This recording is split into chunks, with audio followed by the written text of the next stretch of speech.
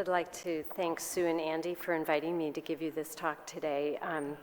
And I intended especially not to take the whole 30 minutes, so please store up some questions and be certain to ask what I can answer for you that can be helpful. So my job is to talk to you about high-risk neuroblastoma, which is not a homogeneous disease, as we all know, although we have been able to identify prognostic factors which can help us in all of neuroblastoma to identify who are those patients who are most apt to do poorly, and we classify those as high-risk neuroblastoma. And those unfavorable prognostic factors have been age, with a dichotomous view of age greater than 18 months, although we know that age in and of itself is somewhat of a continuum for neuroblastoma in its prognostic factor. Advanced stage disease, with those with more advanced disease, local, regional, and metastatic disease having a worse outcome. The presence of NMIC amplification within the tumor cells, poorly or undifferentiated tumor histology, and the presence of diploid DNA all portend a worse outcome for high-risk neuroblastoma. Within the Children's Oncology group, we can take those factors and identify a group with a much worse outcome as opposed to those patients who we classify as low or intermediate, or as we like to say now, non-high-risk neuroblastoma. And this data is recently updated starting from 2006, so really reflects much of common day therapy. And again, these same prognostic factors still outline a group that does much worse than the non-high-risk patients. Andy and Sue put together an international consensus of how we might classify neuroblastoma further using many of these same factors. The INRG pretreatment risk classification utilizes the INRG staging system, which is different than what had previously been used within Children's Oncology group, and identifies patients with local disease without image-defined risk factors, L1, local disease with image-defined risk factors, L2, or metastatic disease, M or MS, equating to the prior stage 4S disease. Again, age, tumor histology, NMIC status, and the addition of segmental chromosome aberrations, which our European colleagues have shown portends a worse outcome for patients, and finally, DNA content. And what this allowed us to do is group patients together and look at what their overall survival was. And patients who are listed as high had a very poor overall survival. Intermediate were more around 75% to 85% survival, and then low and very low. But again, this is survival, and it is really dependent on the treatment that these patients got. So it was never intended to use this for an individual treating physician to decide how they might classify their individual patients. But moreover, it was there to help us across the consortium to try to compare the results of our clinical trials. So using this, though, to identify high-risk groups, there are many categories which we would all agree are high risk. So metastatic disease greater than 18 months, or children with tumors that show harbor amplification of NMIC, all fall into the high-risk category. But there are some groups of patients that the consortium groups differ upon. So for instance, those patients with local regional disease over 18 months of age who have poorly differentiated histology without NMIC amplification. And this classification fall under the intermediate based on their overall survival of about 75%.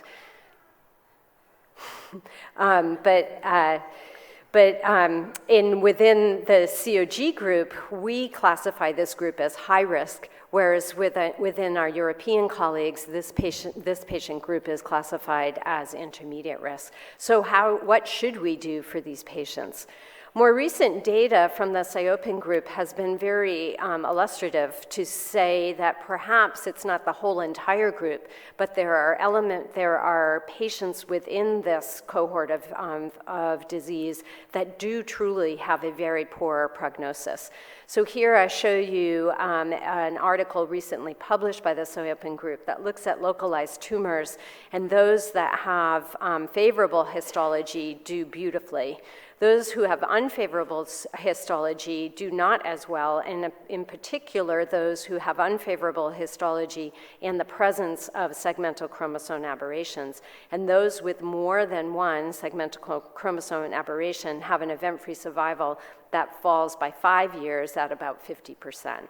Now again, these patients were not treated with our current high-risk therapy. They're treated with less aggressive therapy, but it still makes one wonder whether we should be treating these patients more aggressively. Within the COG, we have treated these patients more aggressively, and it was in the A3973 trial was the first trial that all such patients received myeloablative transplant and post-consolidation therapy with isotretinoin. And what we showed was that for the stage 3 patients, these local regional patients who have unfavorable histology and are over 18 months of age, their outcome is now very similar to that for those with NMIC amplification. What was also interesting that we noted with this is that historically, the outcome for patients with NMIC amplification, when not all patients were treated with transplant, was 25%, and that had increased to 75%. However, those patients with non-amplified NMIC disease but have other poor prognosis factors such as unfavorable histology and age greater than 18 months, their outcome remained about the same at 70%. So I think that the jury is still out on what is the best way to treat these patients. It's not a head-to-head comparison, but utilizing this INRG risk stratification classification, we can see that there is a difference in outcome, and perhaps the intensity of therapy had some impact in improving the outcome for this group. Similarly, there's the toddlers with stage 4 disease that are treated differently throughout the consortiums. So in Europe, these patients are still included on the high-risk study, whereas our more recent studies within North America have excluded these patients. And this is really because of trials, retrospective analyses on trials performed within the Children's Cancer Group and the Pediatric Oncology Group that really showed that the dichotomy falls more in the 18-month cutoff than the 12-month cutoff, and that those patients who had stage 4 disease, favorable histology, and hyperdiploid DNA had, and age 12 to 18 months, had an excellent outcome, granted with high-dose therapy, but more similar outcome than compared to younger infants of 12 months, whereas those who are greater than 18 months, regardless of these other favorable prognostic factors, did poorly. We have most recently treated this patient cohort on our non-high-risk trial in COG. It is very small numbers, and I think the jury, again, is still out on how best to treat these patients. So in conclusion, the INRG risk classification is a pre-treatment risk classification that used overall survival as an endpoint, and we need to remember that the endpoint is impacted by the therapy received by those patients. Most of the cohorts within the classification align across the international consortium. However, as I've just pointed out, there are a few cohorts that receive varying therapies, and how best to treat those patients will likely require very carefully designed trials and perhaps be an opportunity for us to have some international collaboration. So now I'll move forward to all the rest of the high-risk neuroblastoma patients, which the categorizing those patients with prognostic factors is less disputable. But really, we need to talk about what is the best therapy and how do we move therapy forward for these patients. So very simplistically, the therapy for high-risk neuroblastoma, I like to think of in 3 phases of the treatment. An induction phase, which is hopefully to achieve as best response as possible using multi-agent chemotherapy and surgical resection of the primary tumor. a consolidation phase, which uses further intensification of therapy to try to have the patient at a minimal residual disease time point using myeloablative doses of chemotherapy and peripheral blood stem cell support, and consolidating the local therapy with radiation treatment. And then finally, a post-consolidation treatment whose real goal is to treat minimal residual disease. We know that if we stop treatment before this, the large majority of patients will recur, even those patients who we had deemed to be in complete remission at the end of consolidation. So treatment of minimal residual disease is very important in high-risk neuroblastoma therapy. So how did we come about for these treatments? Well, randomized clinical trials have really shed light on how best to utilize treatment for high-risk neuroblastoma. And Dr. Pearson and his colleagues in Europe performed one of the few randomized clinical trials of induction for high-risk neuroblastoma. And they looked at whether dose intensification of chemotherapy by giving chemotherapy in shorter intervals would improve the outcome for neuroblastoma compared to the same chemotherapeutic agents given at less frequent intervals. And what they were able to demonstrate is, sure enough, the rapid administration of chemotherapy improved the outcome for high-risk neuroblastoma. So dose intensification of induction improves outcome for neuroblastoma. In that same realm, studies have shown that dose intensification of consolidation also improves outcome for high-risk neuroblastoma. So traditionally, dose-intensive chemotherapy was continued through the consolidation phase, and 3 randomized trials demonstrated that the use of myeloablative doses of chemotherapy with autologous stem cell transplant improved the outcome for event-free survival. And here I show you the CCG trial for which bone marrow transplant improved the outcome even when compared to very dose-intensive continuation chemotherapy. And then finally, randomized trials were important to further elicit the need for treatment of minimal residual disease. As I stated, the randomized trial back in the 1990s, where patients were randomized between no further therapy after consolidation or the receipt of isotretinoin as a biologic differentiating agent. And what we observed in that patient population were 2 things. One is that the vast majority of patients still had minimal residual disease despite being in complete remission, and that isotretinoin improved the event-free survival for those patients. And we further performed a randomized trial within the Children's Oncology Group and demonstrated that addition of anti-GD2 immunotherapy in addition to isotretinoin improves the outcome for patients with high-risk neuroblastoma. So this really has become now the standard of care internationally to give patients with high-risk neuroblastoma a dose-intensive induction, followed by a myeloablative chemotherapy with stem cell transplant and radiation as consolidation therapy, and then treatment of minimal residual disease with both a differentiating agent, isotretinoin, as well as anti-GD2 directed immunotherapy. And with that, we have shown improvement in the outcome for high-risk neuroblastoma. Many of these clinical trials were based on an endpoint of event-free survival as a surrogate for overall survival. And those trials are limited in numbers to really be able to show a difference in overall survival. But what you can see here of patients treated in North America and enrolled on the COG biology study, those that were deemed high risk have had a successive improvement in overall survival over the time period of these therapeutic changes. So the bottom curve begins in 1990 to 1994, where chemotherapy alone with surgery and radiation therapy were the mainstays for treatment with high-risk neuroblastoma, all the way to the upper curve from 2010 to 2012 to allow for appropriate follow-up, where the majority of the patients received, well, all the patients received induction therapy transplant, and the majority also received immunotherapy. And what we see is one of the largest group increases in the overall survival for patients is in the time period of starting in 2000, when all patients treated in North America were recommended to receive myeloablative chemotherapy and post-consolidation therapy. And further improvement in that outcome is really now seen in the era where all patients are receiving post-consolidation immunotherapy.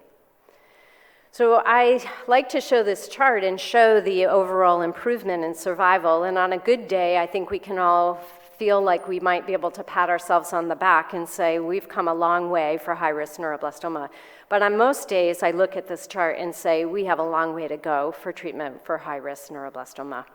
So really, what are the barriers for better survival for high-risk neuroblastoma? Well, to begin with, approximately 20 to 25% of patients with high-risk neuroblastoma have an insufficient response to induction chemotherapy. Furthermore, our therapy is toxic, and 1% of patients die of toxicity during induction, and upwards to 3% of patients die of toxicity during the myeloablative phase. And even with all of this aggressive disease, there are even a few aggressive treatment, there are a few patients who have disease progression even after transplant. And then finally, despite getting all of this treatment, including immunotherapy, we are left with 25 to 35% of patients who will go on to have disease recurrence and succumb to neuroblastoma. I like to start to think about what to do next by kind of categorizing these together. I really think about induction and consolidation as having a main purpose in trying to achieve a state of minimal residual disease. So what can we do to improve the outcome of patients utilizing new treatments or better treatments during induction and consolidation? Well, one thing might be let's just pick the best induction regimen. Unfortunately, despite many trials with varying induction regimens, the overall response to induction has really not changed over the last 20 years. So I show you here the 3891 trial in CCG that ran between 1990 and 1996, the POG study, which also ran in the 1990s, our rapid Kojak study, which I just mentioned to you, and then into the 2000s with A3973 using the Memorial Sloan Kettering regimen, and our recently completed 0532, which utilized cyclophosphamide and topotecan as the initial 2 cycles, and then 4 cycles of the Memorial Sloan Kettering regimen. And you will see that the overall response, CR, VGPR, and PR, is really not different between the regimens. Well, maybe we have to just tolerate that and we go on, and maybe if we just got a better consolidation regimen, that would be where we would need to put our emphasis. And in fact, that has been where we've put our emphasis on many of the randomized trials performed in the 1990s and early 2000s. And our European colleagues have shown us that in patients receiving rapid Kojak followed by myeloablative therapy, those patients who received busulfan and melphalan had a superior outcome than compared to the carboplatin and etoposide and melphalan that we have standardly used in North America. And I presented this morning the results of our tandem transplant, where tandem transplant, including cyclophosphamide thiotepa, followed by a modification of the carbo-etoposide melphalan regimen, improved outcome for patients with high-risk neuroblastoma compared to a single transplant of carboplatin, etoposide, and melphalan. But we're still left with those same amount of patients, who are not responding to treatment. So we have different ideas. We've shown improvement in the outcome. We've shown that one is better than the other, but we still are losing a large group of patients with high-risk neuroblastoma who never even go on to consolidation because of primary refractory disease. So what would be our next steps? I would argue that we have maximized dose intensification of known active agents, and I hope that we will not be doing a trial of triple transplant versus tandem transplant.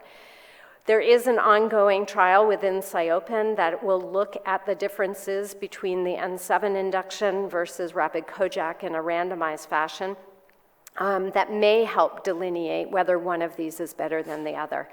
But I caution that because there is always the potential for interaction between drugs. And in the setting of using busulfan and melphalan as their consolidation agent, it may be that N7 looks worse because you're just not getting enough platinum into these patients. And so we'll always, if N7 is worse, we'll have this feeling of, is it really worse or is it only worse in the setting of getting busulfan melphalan transplant? So it's very difficult on how to move forward with this. So as we think about this whole phase of the therapy, I would propose that we have to get better at predicting which are the patients where current therapy is going to be ineffective. We have to really utilize our understanding of the biology to drive the therapy and hopefully incorporate novel agents much sooner into the treatment for high-risk neuroblastoma to begin to see an improvement in outcome for patients. So there's a couple of ways I think about novel agents. We can incorporate phenotypically targeted agents such as I-131 MIBG or immunotherapy much earlier into the treatment, or we can identify the molecular phenotype of a patient's tumor and utilize that to drive our therapy. We know that a certain percentage of patients with high-risk neuroblastoma, approximately 10 to 15% of patients, will harbor aberrations in the ALP gene that are activating, and so targeting that may improve our outcome.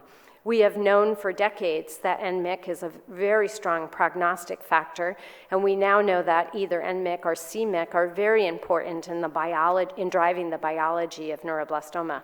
So trying to target the MYC pathway is certainly a potential for many of the patients with high-risk neuroblastoma.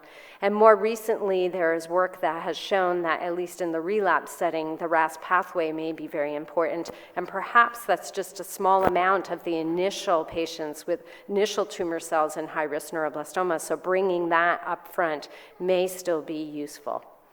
So I'll give you some examples of how we might consider taking these new treatments for high-risk neuroblastoma. MIBG is well known to many of us as a diagnostic modality for neuroblastoma.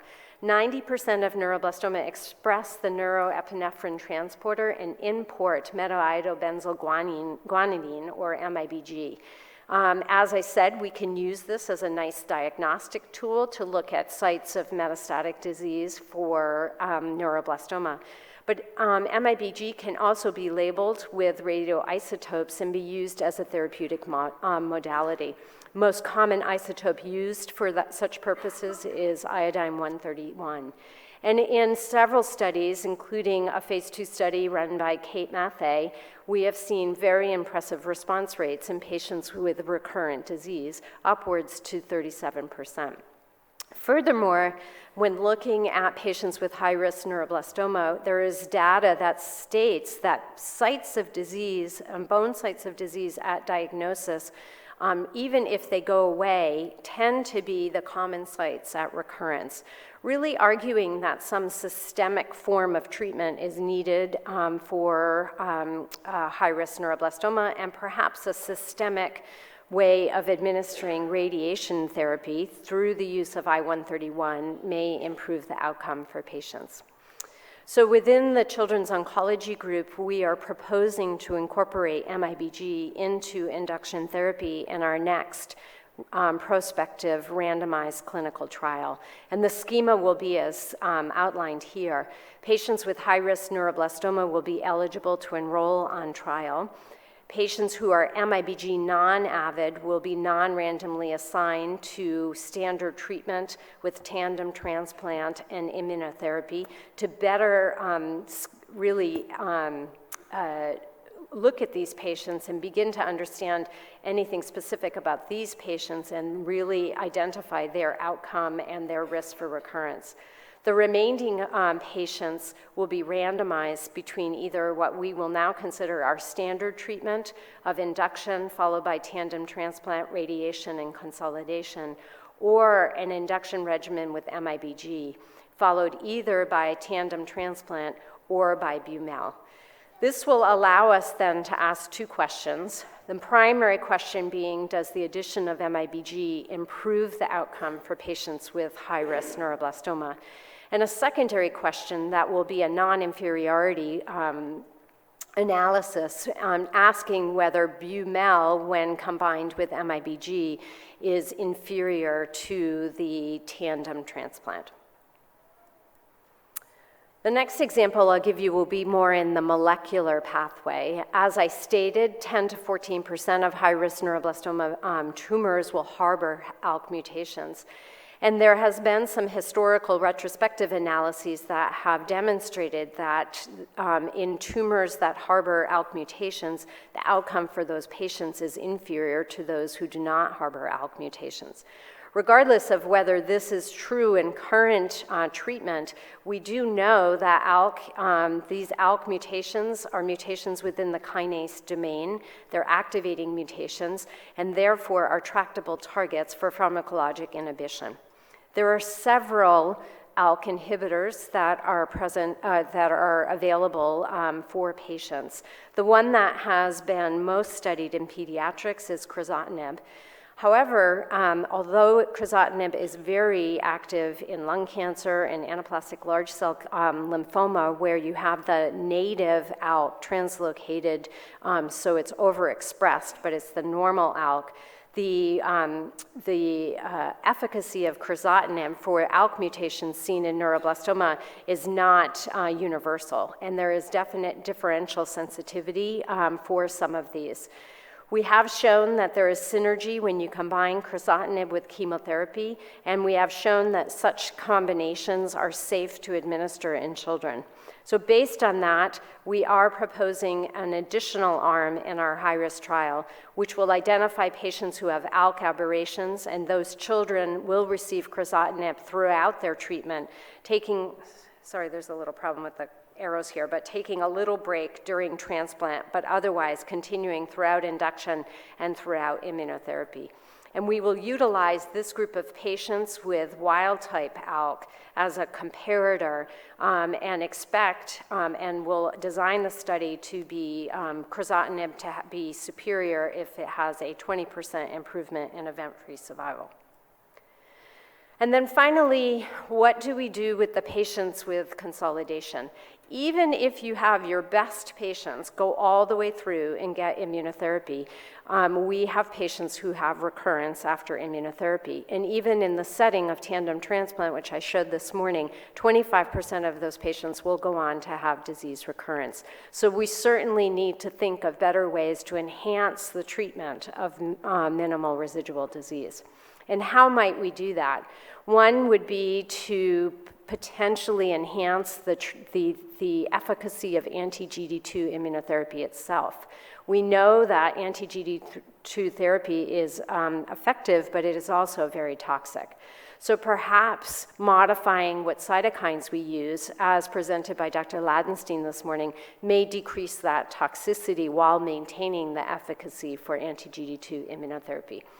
But perhaps we need to also think of alternative delivery approaches. We've heard about long-term continuous infusion of anti-GD2 immunotherapy, and perhaps that will improve the efficacy of this therapy.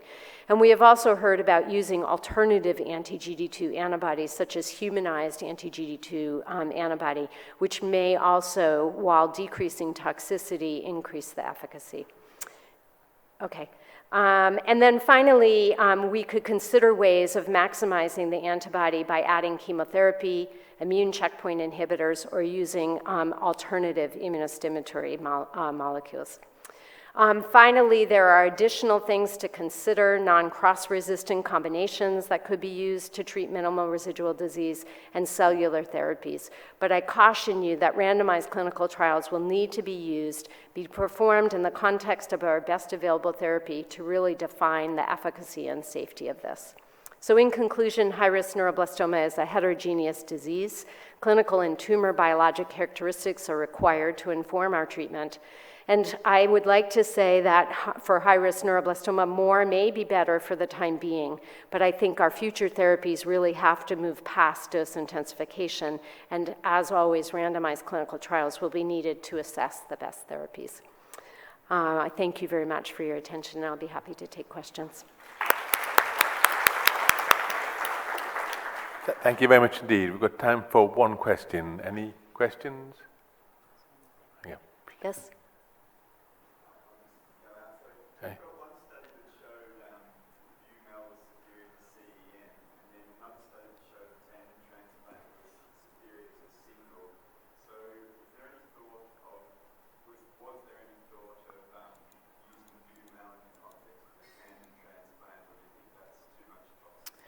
So I didn't mention this, but the PSI-Open group is considering that. For sure, for patients who have poor response to induction, and we'll look at a tandem transplant of thiotepa followed by busulfan melphalan, and compare that to I-131 MIBG followed by busulfan melphalan as a tandem in that setting. Lovely.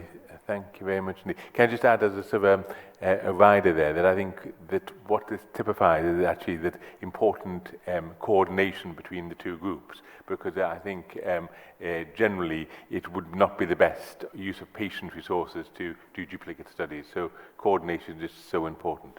Thank you ever so much indeed. Thanks. Great.